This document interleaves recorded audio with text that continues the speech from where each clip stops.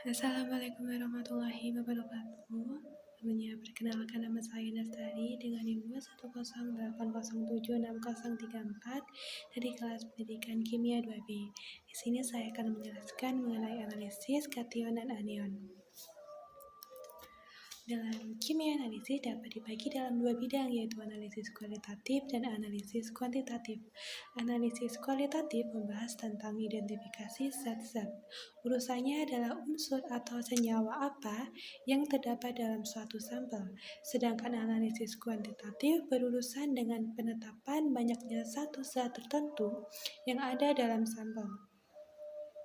Dalam kimia analisis kuantitatif dikenal suatu cara untuk menentukan ion kation anion tertentu dengan menggunakan reaksi-reaksi selektif dan spesifik.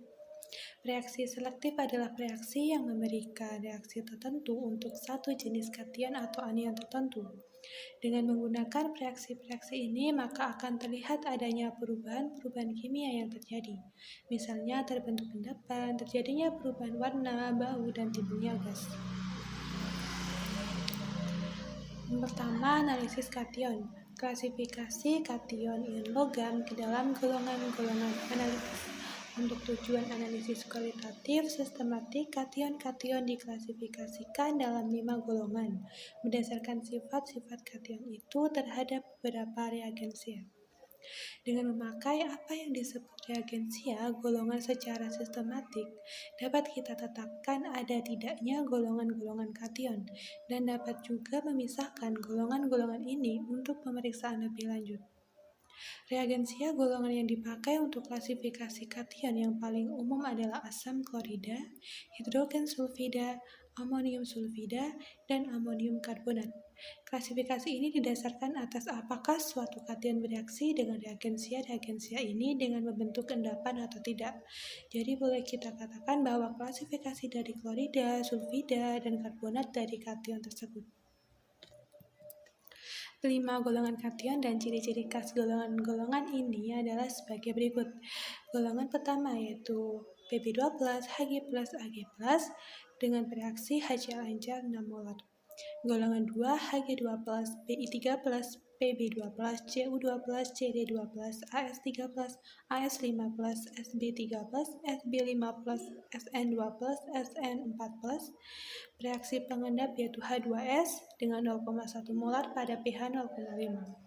Golongan ketiga yaitu CO2+, Ni2+, Fe3+, Al+, Cl3+, Zn2+, dan Mn2 dengan reaksi pengendap NH42S dalam suasana netral atau amoniakal.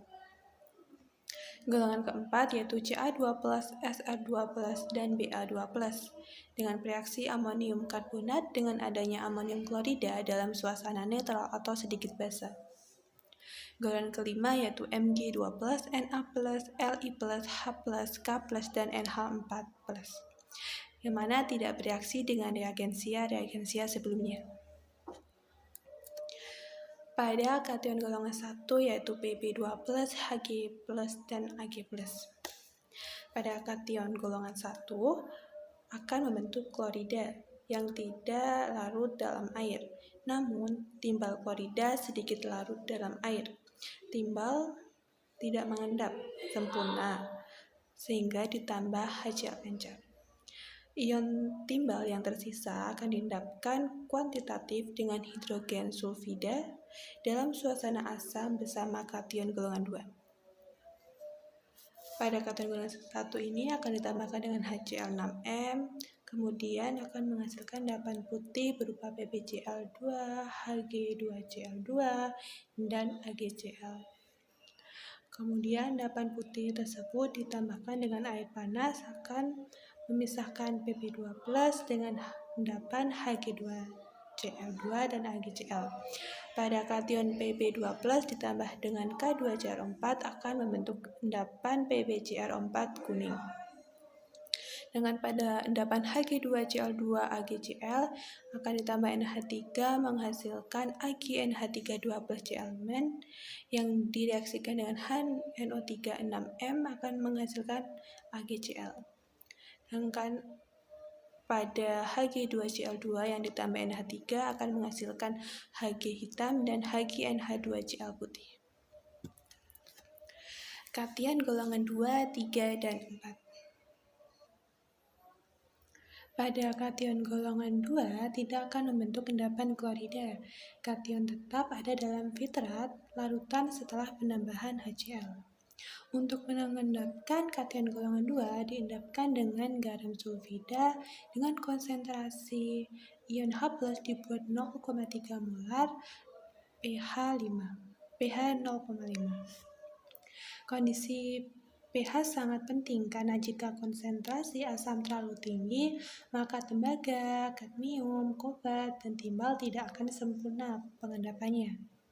Dan begitupun sebaliknya, jika asamnya rendah, maka sulfida dari golongan 2 akan terendapkan.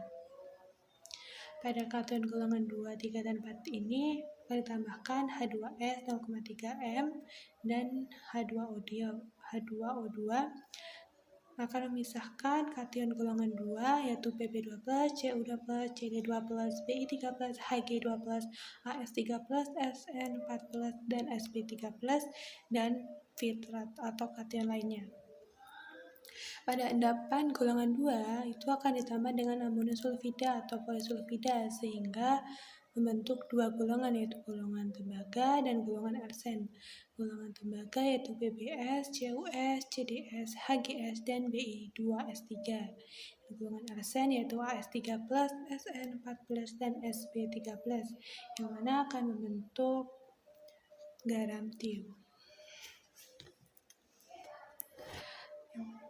Golongan 2A tembaga yaitu PbS, CuS, CdS, HgS, dan Bi2S3 akan ditambah dengan HNO3 dengan 2 molar akan memisahkan antara endapan HgS dengan filtrat Pb2+, Cu2+, Cd2+, dan Bi3+. Pada endapan HgS ditambahkan dengan aqua regia dan dipanaskan akan membentuk kation Hg2+, kemudian ditambah SnCl2 membentuk endapan Hg2Cl2 putih, yang ditambahkan SnCl2 berlebih akan menghasilkan Hg hitam. Pada filtrat Pb2+, Cu2+, Cd2+, Bi3+ akan ditambahkan dengan H2SO4 sehingga memisahkan endapan putih PbSO4 dengan filtrat Cu2+, Cd2+, dan Bi3+. Pada endapan putih PbSO4 ditambah dengan asam asetat ditambah dengan NH4AS dipanaskan akan membentuk Pb2+. Yang Pb2+ ditambahkan dengan K2CR4 akan membentuk PbCr4 endapan kuning. Pada filtrat Cu2+, Cd2+, Bi3+ yang ditambah dengan NH4OH akan memisahkan BiOH3 yang kemudian ditambah dengan NH2SNO2 akan menghasilkan Bi endapan hitam, dan pada Cd2+ dan Cu2+ akan membentuk senyawa kompleks yaitu CuNH342+ berupa larutan biru dan CdNH342+ larutan tidak berwarna.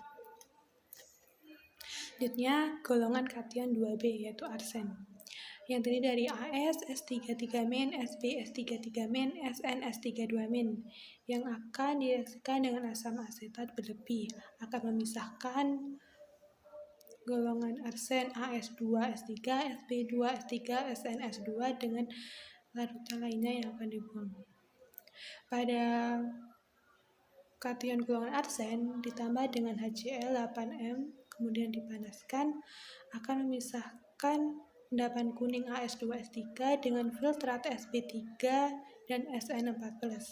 Pada As2S3 endapan kuning kemudian ditambah dengan NH4OH ditambah dengan hidrogen hidroksida kemudian dipanaskan akan membentuk AsO4 3-. Kemudian ditambah dengan MgCl2 dan NH4OH akan menghasilkan endapan MgNH4ASO4.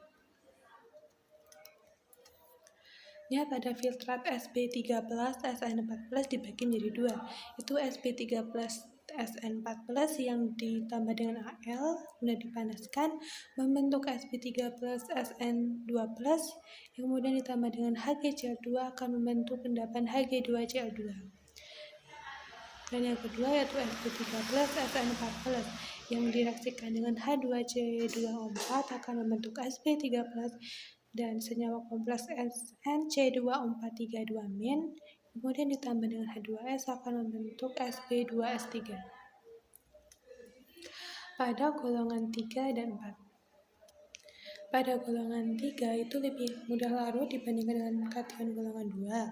Sehingga untuk mengendapkan kation golongan 3 sebagai garam sulfida, konsentrasi dikurangi ion H+ menjadi sekitar 10⁻⁹ molar dengan pH 9. Golongan 3 dan 4 yang akan direaksikan dengan NH4OH ditambah NH4Cl dan kemudian dijenuhkan dengan H2S dengan pH 9 akan memisahkan antara kation golongan 3 dengan kation golongan lain. Kation golongan 3 yang berupa Al3+, Cl2+, CO2+, Fe2+, Ni2+, Mn2+, dan Zn2+, yang kemudian ditambah dengan NaOH akan membentuk endapan MnOH 2 kali, COOH 2 kali, FeOH 2 kali, NiOH 2 kali, dan senyawa kompleks AlOH 4-, CrOH 4-, ZnOH 4-. Pada endapan MnOH 2 yang kemudian ditambah dengan NaBiO3 akan membentuk MnO4 larutan ungu. Dan pada COOH 2 yang ditambah dengan KSCN dalam alkohol akan membentuk larutan berwarna biru CO2+ COSCN42. Dan pada endapan FeOH 2 kali yang ditambah dengan FeCN6 4- akan membentuk Fe4 FeCN6 3 endapan biru Prussian, dan saat ditambah dengan KSCN akan membentuk FeSCN6 3- larutan merah. Dengan pada endapan NiOH 2 kali yang ditambah dengan NH3 akan membentuk NiNH3NH2+, yang direaksikan dengan CH32NOH akan membentuk NiC8H14N4O4 berwarna merah. Pada senyawa ion kompleks AlOH 4-, CrO 4-, ZnOH 4- akan direaksikan dengan HNO3, yang mana akan membentuk larutan berwarna jingga pada Cr2+ di kromat, dan saat ditambah BaCl2 akan mengendap berwarna kuning BaCrO4. Dan saat ditambah dengan NH4OH akan membentuk endapan putih Al3+. ZnOH 4- ditambah dengan kertas Ditison akan membentuk warna merah keunguan. Selanjutnya kation golongan 4. Pada kation golongan 4 terdiri dari Ba2+, Ca2+, Ng2+, Na+, K+, dan NH4+. Kemudian ditambah dengan amonium sulfat akan memisahkan antara endapan putih Ba2+ dengan filtrat C, Ah2+, Mg2+, Na+, K+, dan NH4+. Pada endapan putih Ba2+ selanjutnya akan dilakukan uji nyala sehingga menghasilkan warna hijau kekuningan. Dan pada filtrat Ca2+, Mg2+, Na+, K+, dan NH4+ yang ditambah dengan amonium oksalat dalam suasana basah akan menghasilkan endapan putih Ca2+ dan menghasilkan filtrat Mg2+, Na+, K+, dan NH4+ yang kemudian ditambah dengan NH2HPO4 akan membentuk endapan putih, ditambah dengan NaOH akan membentuk endapan putih Mg2+, yaitu MgOH 2 kali, yang kemudian ditambah dengan magnesium 1 atau 2 akan membentuk Mg2+ endapan biru. Pada filtrat Na+, K+, dan NH4+ akan dilakukan uji nyala, yang mana akan menghasilkan warna nyala kuning pada Na+, yang ditambah dengan seng uranil asetat akan menghasilkan endapan kuning, yaitu NaZnUO2 3 kali, C3HO2 9 kali, Na+, dan menghasilkan warna merah keunguan K+, yang ditambah dengan natrium heksanitrik kobalt 3 akan menghasilkan endapan kuning K2NaCO NO2 6 kali, dan K+. Dengan pada filtrat NH4+ yang dipanaskan dengan NaOH 6 molar akan menghasilkan bau gas amonia NH4+. Ion amonium juga memberikan reaksi yang serupa dengan K+, sehingga harus dihilangkan terlebih dahulu dengan cara pemanasan. Selanjutnya yaitu analisis anion.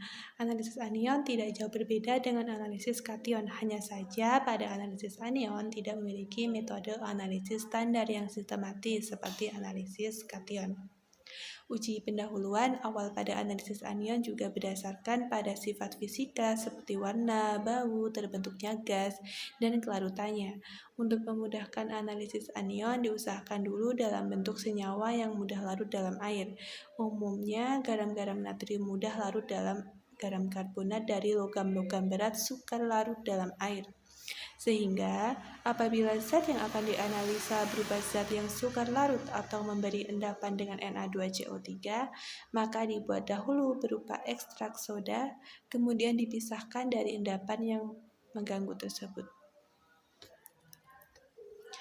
Umumnya anion dibagi menjadi 3 golongan, yaitu golongan sulfat yang terdiri dari SO42-, SO32-, PO43-, Cl2O42-, PO2-, CO32-, C2O42-, AS43-, golongan halida yaitu Cl-, Br-, I-, S2-, dan yang ketiga golongan nitrat yaitu NO3-, NO2-, C2H3O2-.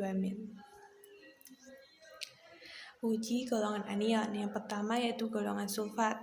Garam BaSO4, BaSO3, Ba2PO4 3 kali, BaCl2O4, BaBO2 2 kali, BaCO3, BaC2O4, Ba3ASO4 2 kali, tidak larut dalam air kondisi basah.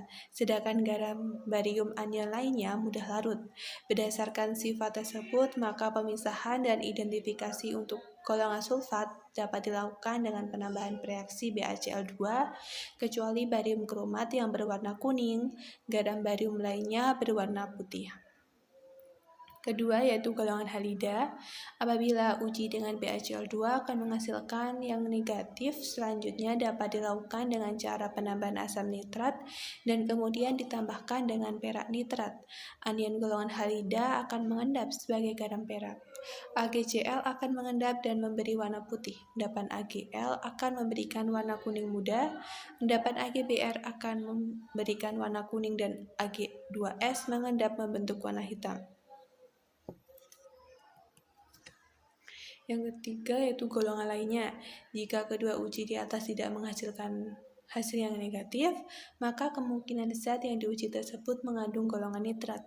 Selanjutnya dapat diuji dengan prosedur tersendiri. Setelah golongan anion ditemukan, maka dilakukan tes spesifik untuk menganalisis anion.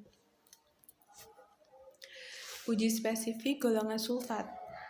Pertama yaitu ion SO42-. Dapat diuji spesifik dengan menambahkan larutan perak nitrat, maka menghasilkan endapan kristal putih dengan reaksi sebagai berikut, yaitu SO42- ditambah dengan Pb12 akan menghasilkan PbSO4 endapan kristal putih. Anion yang kedua yaitu SO32- dapat diuji dengan menambahkan larutan barium klorida, maka akan menghasilkan endapan putih dengan reaksi sebagai berikut, yaitu SO32- ditambah dengan Ba2+ akan menghasilkan BaSO3 endapan putih. Ion yang ketiga yaitu PO43- yang diuji spesifik dengan larutan besi 3 klorida yang menghasilkan endapan putih kekuningan dengan reaksi sebagai berikut. PO43- plus Fe3+ akan membentuk endapan FePO4 putih kekuningan. Yang keempat yaitu ion CrO42- dapat diuji spesifik dengan menambahkan larutan timbal asetat menghasilkan endapan kuning sebagaimana reaksinya, yaitu CrO42- ditambah dengan Pb12 akan menghasilkan PbCrO4 endapan kuning, yang kemudian larut dalam asam nitrat encer sebagaimana reaksinya, yaitu 2PbCrO4 endapan kuning ditambah dengan 2H+ akan setimbang dengan 2Pb2+ plus Cr2O72- dan H2O. Ion Kelima yaitu CO3 2- dapat diuji spesifik dengan larutan perak nitrat menghasilkan endapan putih dengan reaksi sebagai berikut. CO3 2- ditambah dengan 2 Ag+ akan membentuk endapan Ag2CO3 putih. Selanjutnya uji spesifik golongan halida yaitu Cl-, Br-, I-, dan S2-. Yang pertama yaitu Cl- dapat diuji spesifik dengan larutan timbal asetat menghasilkan endapan putih dengan reaksi sebagai berikut, yaitu 2 Cl- ditambah Pb2+ akan menghasilkan endapan putih PbCl2. Ion kedua yaitu Br- dapat diuji spesifik dengan larutan timbal asetat menghasilkan endapan putih dengan reaksi sebagai berikut, 2 Br- ditambah dengan Pb2+ akan membentuk endapan putih PbBr2. Yang ketiga, ion I- dapat diuji dengan larutan timbal asetat menghasilkan endapan kuning dengan reaksi sebagai berikut, 2 I- ditambah Pb2+ akan membentuk endapan kuning PbI2. Dan ion keempat yaitu S2- dapat diuji spesifik dengan larutan perak nitrat menghasilkan endapan hitam dengan reaksi sebagai berikut. S2- ditambah dengan 2 Ag+ akan membentuk endapan hitam Ag2S. Selanjutnya yaitu uji spesifik golongan nitrat. Ion yang pertama yaitu NO3- dapat diuji spesifik dengan asam sulfat pekat menghasilkan uap nitrogen dioksida berwarna coklat kemerahan. Sebagaimana reaksinya. P4NO3- ditambah 4H2SO4 akan menghasilkan 4NO2 ditambah 2SO4 dan 4H2O. Anion yang kedua yaitu NO2- dapat diuji spesifik dengan perak nitrat menghasilkan endapan kristal putih dari larutan yang pekat dengan reaksi sebagai berikut. NO2- ditambah Ag+ akan membentuk endapan putih AgNO3. Untuk anion lainnya, cara pengujian spesifiknya sama, yaitu dengan menambahkan reagen dan dapat dibuktikan dengan timbulnya endapan dan terbentuknya perubahan warna maupun keduanya. Sekian penjelasan dari saya. Terima kasih. Wassalamualaikum warahmatullahi wabarakatuh.